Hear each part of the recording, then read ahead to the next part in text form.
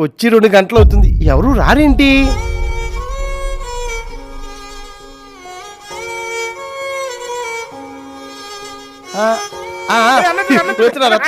పొద్దు పొద్దునే మీరంతా అన్నా లోకల్ కార్యకర్తలమన్నా జగనన్నను కలవడానికి వచ్చామన్నా. కార్యకర్తలా? మీరేమైనా మర్డర్లు చేశారా, స్కాములు చేశారా, తిరుపతిలో కల్తీ చేశారా? అసలు మీకు ఏ అర్హత ఉందన్నా?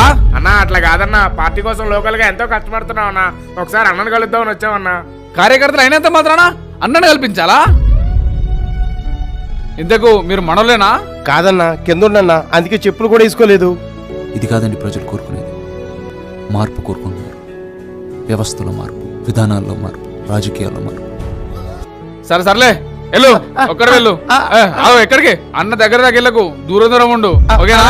అన్నా మేము కూడా వెళ్ళాలి కదన్నా, మమ్మల్ని ఎప్పుడు పంపిస్తావు అన్నా? మీరు ఇక్కడే ఉండండి, వాడొచ్చాక మిమ్మల్ని పంపిస్తా. సరే వెళ్ళండి.